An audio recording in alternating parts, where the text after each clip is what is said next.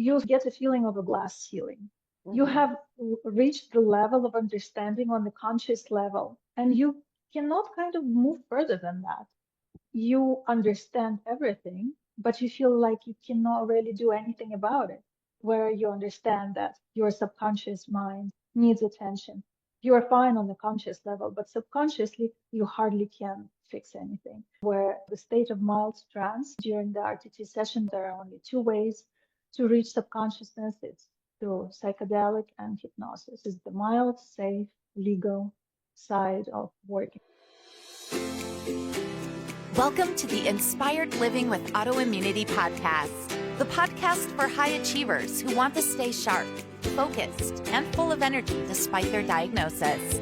With your host, National Board Certified Functional Medicine Health Coach, Julie Michelson, where Julie helps you take your power back from autoimmunity.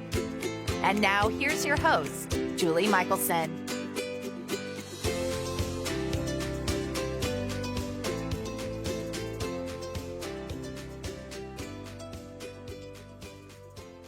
Welcome back to the Inspired Living with Autoimmunity podcast. I'm your host, Julie Michelson. Today I'm joined by Esther Katz, a former CMO for deep tech companies who's raised over $100 million throughout her stellar career. However, her deep understanding of the mental health and necessity for quick, impactful results led her to transition into Rapid Transformational Therapy, RTT. Esther combines her business acumen, coaching techniques, and therapeutic expertise to help individuals overcome emotional and psychological barriers, delivering fast and transformative results through RTT. She takes a particular interest in the mind-body connection with ongoing research into the link between developmental trauma and the onset of autoimmune expression. In today's conversation, we are diving into RTT and the connection between the subconscious and autoimmunity. Esther shares how RTT works, and incorporating it into your healing journey can create significant improvements in health. Esther, welcome to the podcast. Thank you so much for having me, Julie. I'm so excited. I am as well. I'm so excited to share with listeners what you're doing. And I would love for listeners to get to know you by hearing more about your story. So literally everybody I interview, didn't think when they were younger that they'd end up in the wellness and healing space, or they thought they would be a, traditionally trained doctor, and then they shifted to the functional medicine world. So please share your story, because I know that your past life, so to speak, this go round though, was more in the business space than in the healing space. Yeah, but what's interesting is that I actually did want to end up in the medical field.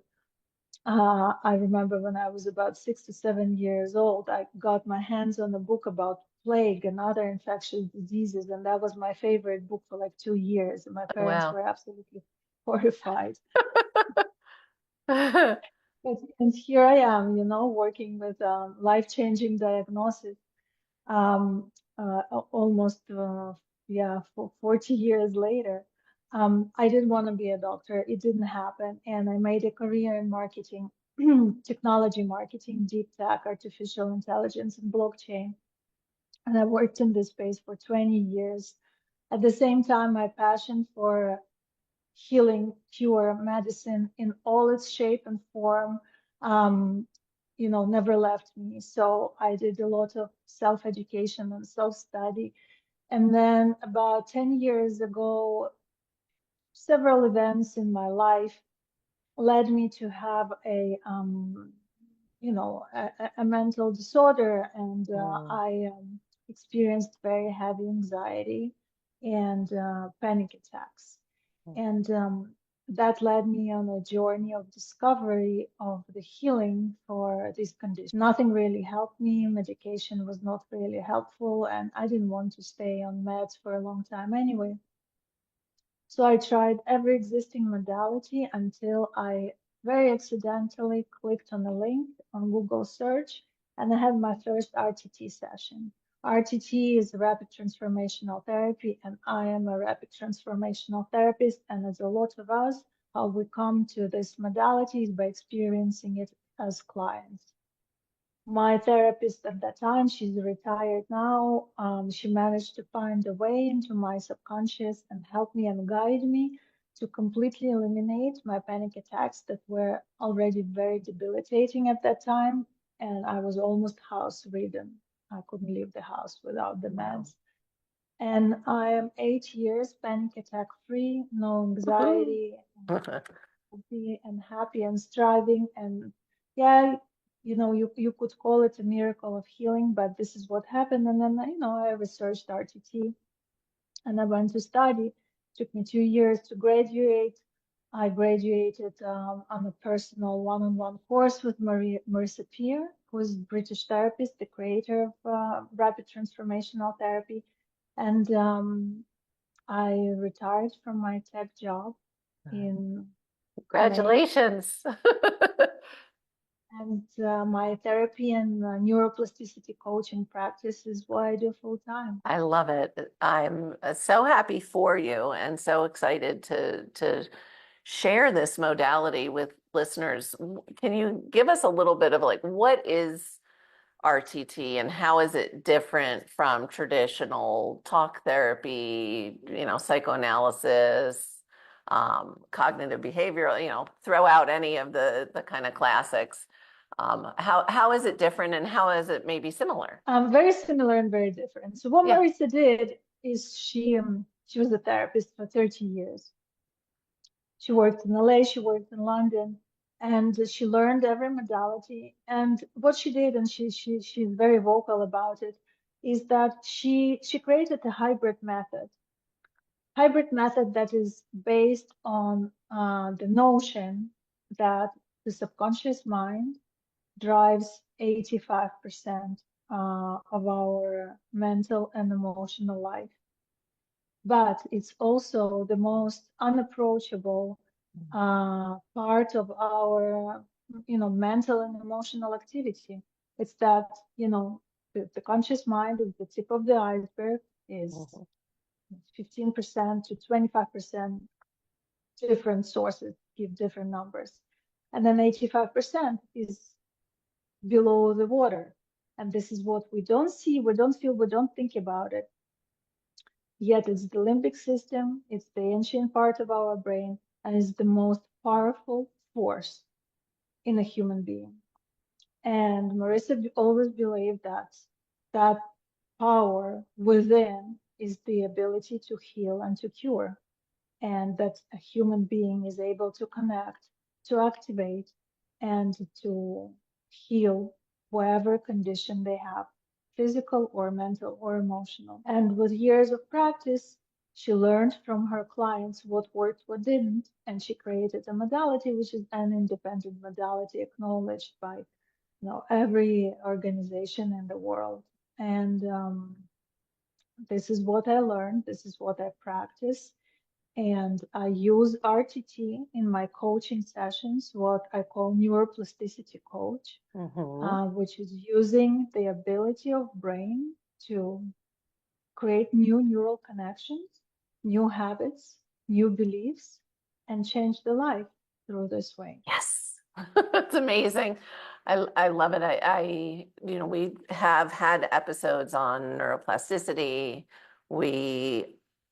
Many of us highlight often the importance of the mind-body connection in creating illness and in creating wellness.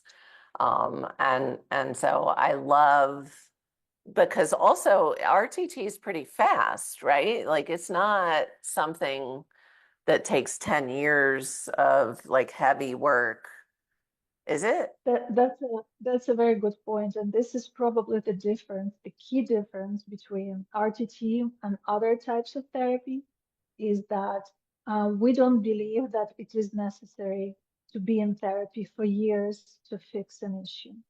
And see, that was also a problem for me as a client. I remember working with my therapist, who was amazing, absolutely incredible, and helped me a lot. But at some point, this is what happened to me, and this is what happened to every client that I have seen so far, is that you get a feeling of a glass ceiling. You have reached the level of understanding on the conscious level, and you cannot kind of move further than that. And you understand everything, but you feel like you cannot really do anything about it. And this gap, this is where you understand that your subconscious mind needs attention.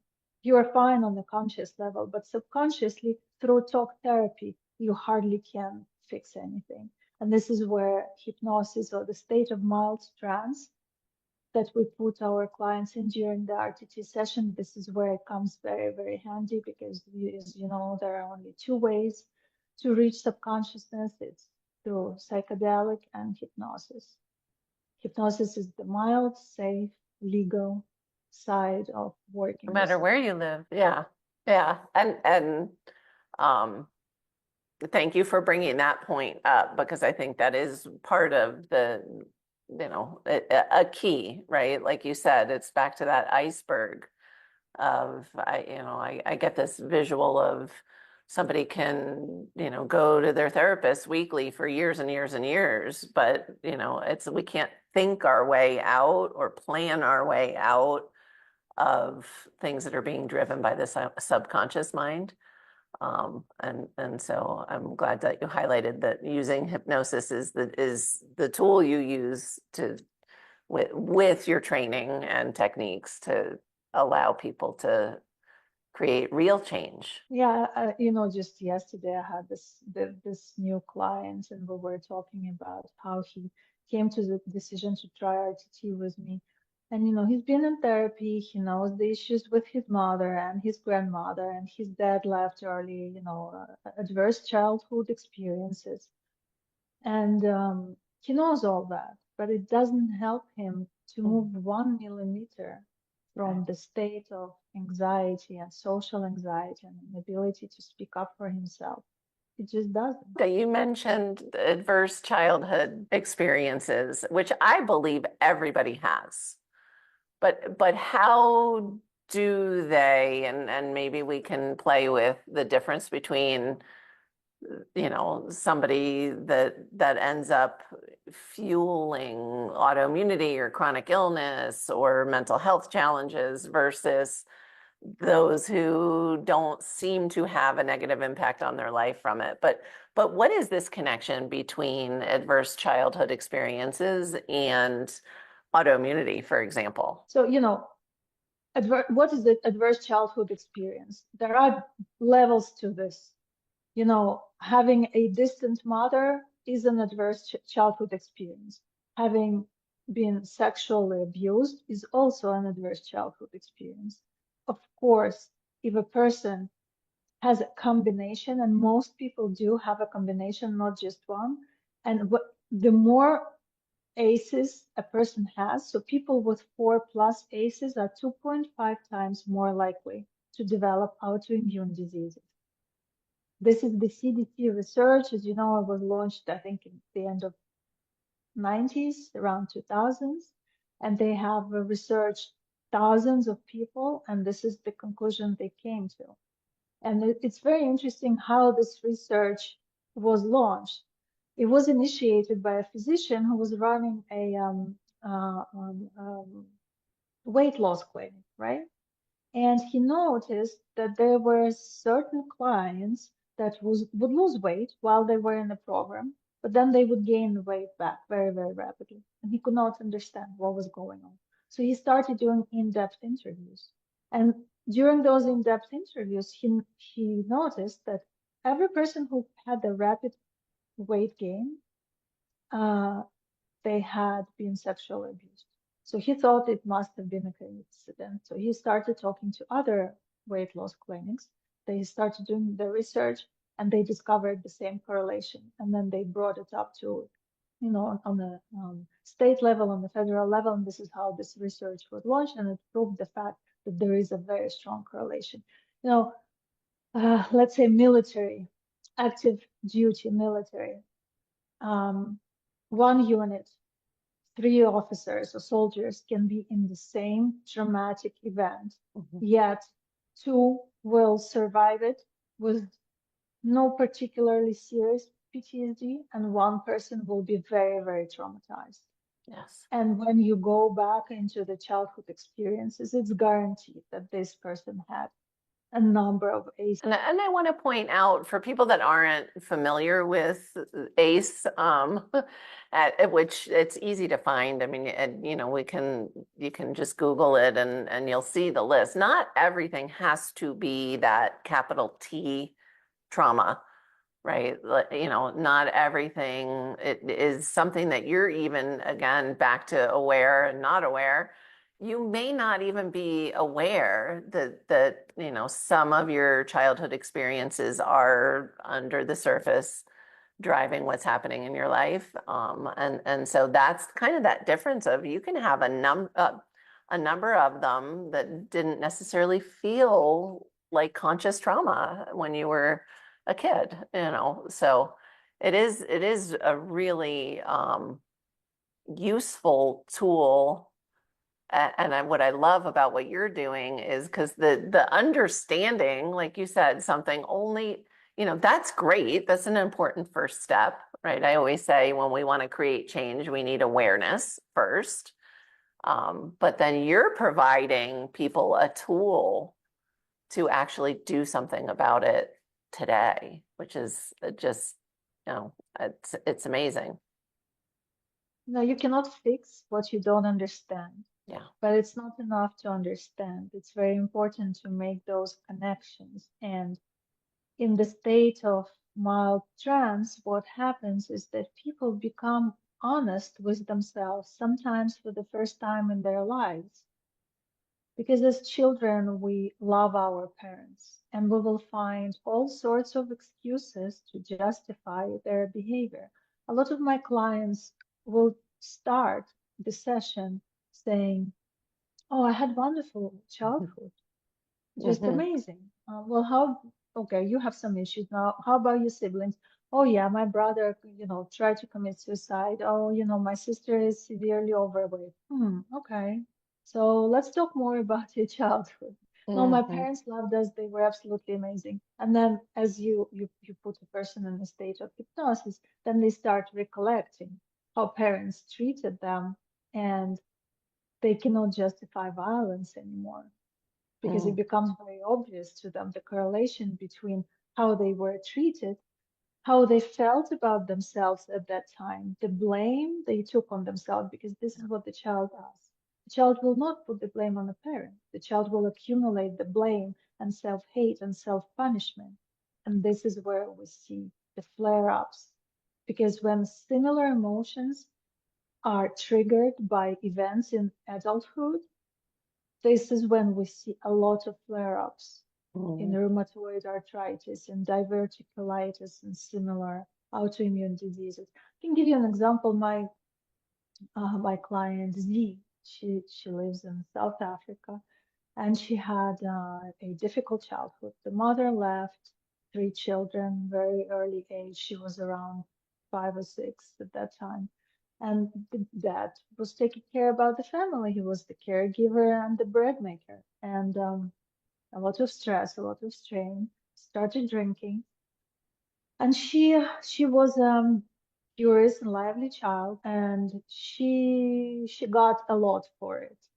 Her dad was constantly angry with her, and she remembers anticipating the punishment coming from him for something that she would do at school or in the backyard or going to somebody's house, just being naughty and, curious and Mm-hmm. not behaving herself.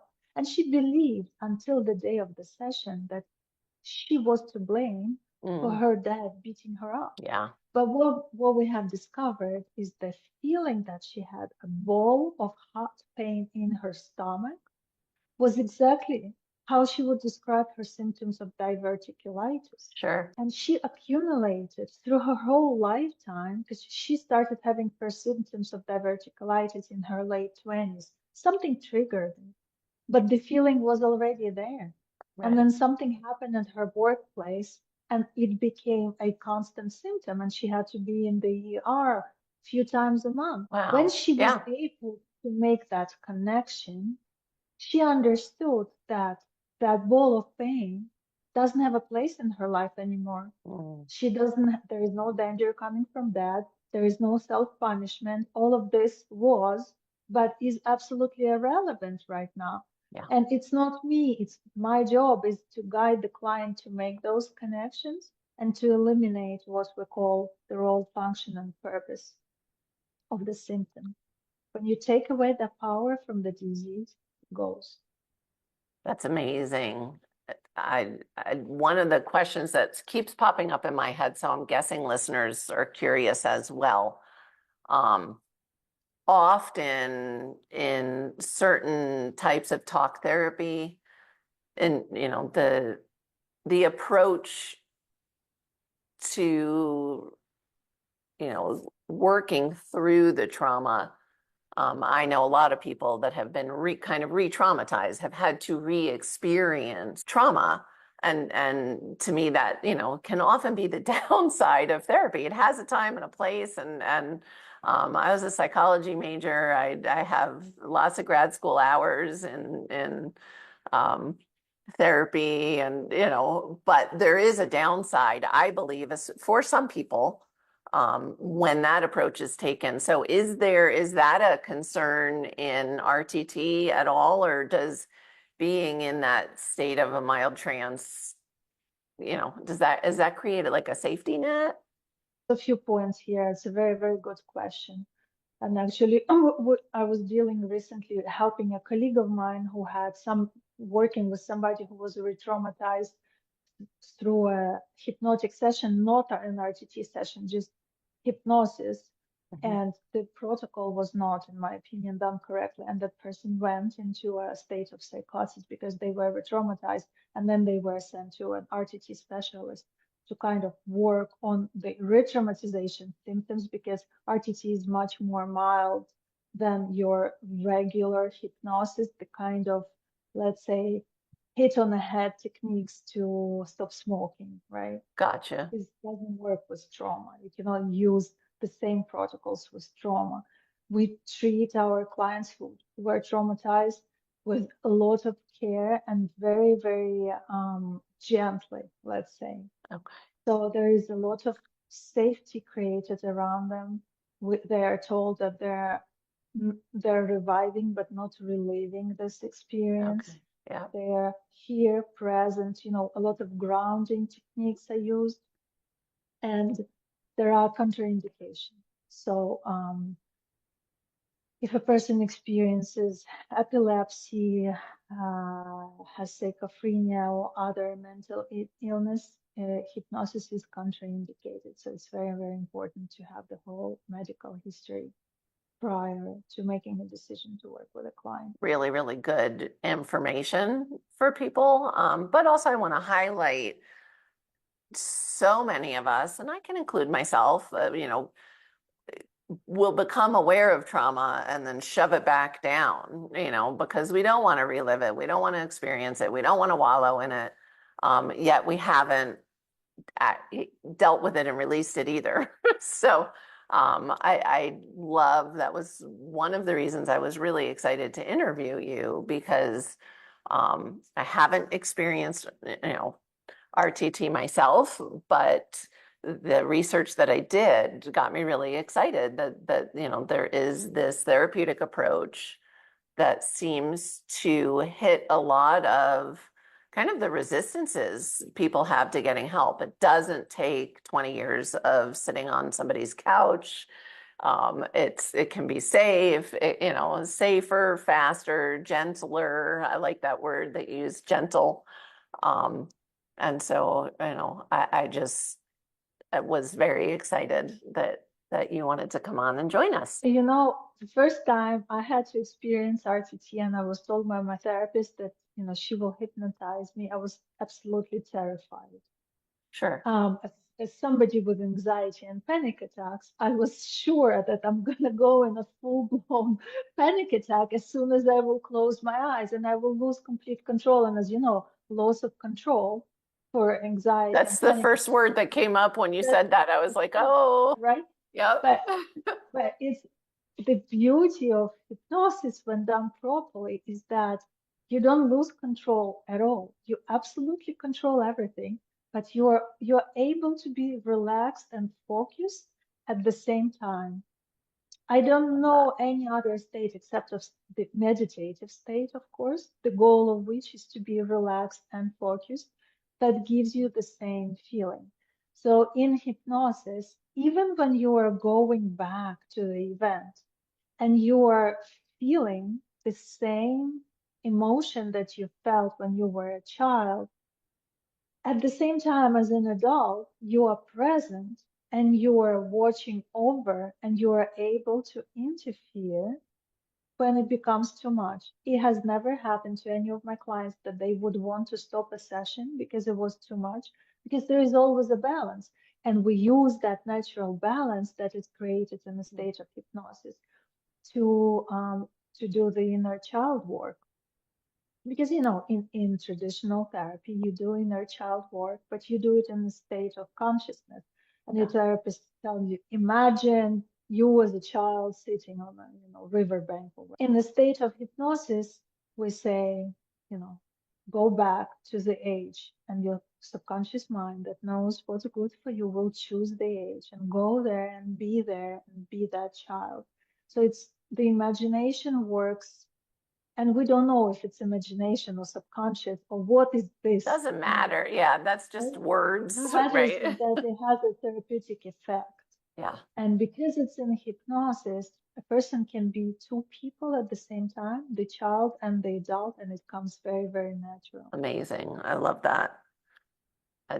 Yeah. So when somebody comes to work with you, do they, need to already be aware of like, oh, I have this trauma, or they're coming to you because they're like, I can't live this way anymore. Help. No, they absolutely, they don't need to be aware of the trauma. Most people will be, and it will come up in the first session, but it's not a condition. What is the condition though is an intent, an intention to feel better. Love that. I love that. I know I had this whole idea of like all these, digging into well, I will ask you this, and hopefully I won't go too far down the rabbit hole, but we talked about the childhood experiences. Why is what I call, and maybe that's too big of an umbrella term, the mind-body connection, so important? I do feel like, at least, especially with autoimmunity, but probably, pick any chronic anything, we do tend to disconnect. Like we've just lost, I think, as a protective mechanism, lost touch with, we aren't taught to nurture our mind-body connection and be aware of that two-way street. But just from your perspective, why is that so important to healing? And is it really, you made a comment, you said something earlier about, pretty much everything comes back to that. So tell us more about the impact, that the subconscious can have on the body. I think the example you gave us of your client is, spot on. It made me think of the book, The Body Holds the Score, which, if listeners haven't read it, grab that one, or Body Keeps the Score, excuse me. But how does it work, or do we need to know how it works? The tissue has the issue, So there is a scientific explanation, which is basically early trauma disrupts the hypothalamic pituitary adrenal axis and it triggers chronic inflammation.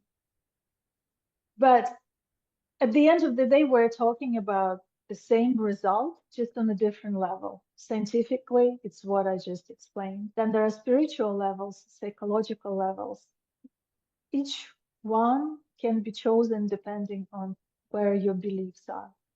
If you believe in spirituality, then I would say, a human being is a perfect divine creature.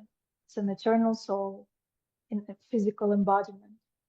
The Creator wants you to be happy, to be perfect, and to be like the Creator. That's the mission and the purpose of the human life. Having that connection with yourself is what the Creator has tasked you for your soul to develop during this lifetime. That's why this journey never ends. Can you ever say, oh, I am completely enlightened, or I'm now 100% mindful? That will never happen. No. That's the beauty and the paradox of this journey, because we will never be like the Creator, but we strive to be like the Creator. That's why we Yes. always want more and better. And on the side of psychology, it's been woo-woo, for years, but Right. now we know through all the different modalities, including CBT and psychoanalysis, that our neurological system drives every other function in the body, and it all comes from the brain. So it's electrical signals sent through the neurons to the nerves, to every organ and tissue in the body. So if your signal is negative, if your signal is, I hate myself, I want to punish myself, I don't deserve better, I'm such a bad girl, I'm such a bad boy, I'm a terrible person, I want to die. I'm not worthy. Okay, Yeah. All the things. what do you think is going to happen? Yeah. I have a cancer client.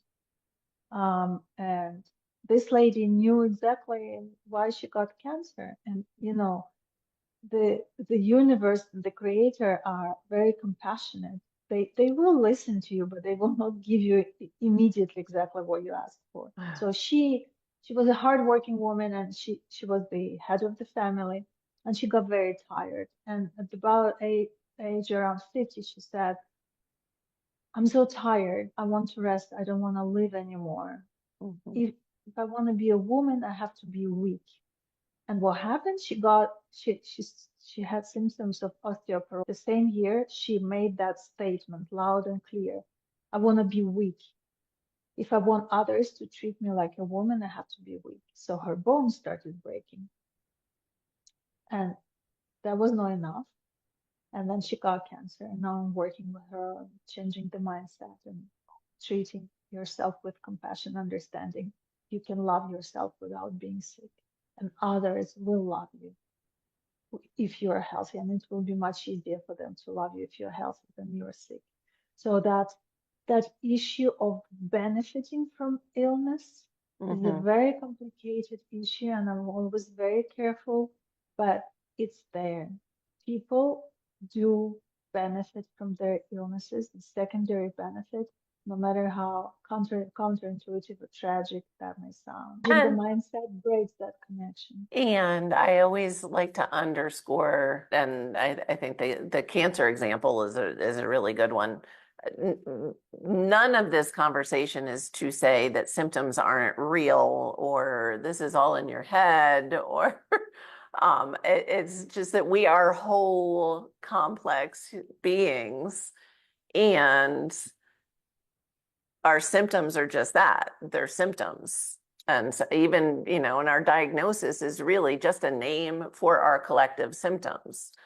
And we're talking about the driver, really, when it comes down to it. So that's you've given us so much to think about, and I really encourage listeners to find out more, not only about you, about RTT, but and I know you have a gift. I want to make sure that we tell listeners about. Such a generous gift for listeners. Tell us a little bit about what you're offering. I have launched my program for autoimmune and other life-changing diagnosis clients recently. And I invite you to join me for a 1 hour session, free of charge for listeners of Julie's podcast. And I promise you that during this session, we will not only talk about your issue, but I will equip you with tools, instruments, and strategies that you will feel an immediate effect of and will make you feel better emotionally and physically. Amazing. And how can listeners reach out to you? Please reach out to me through my website, rapid-therapy.com, or find me on Instagram, Esther Katz Rapid. Amazing.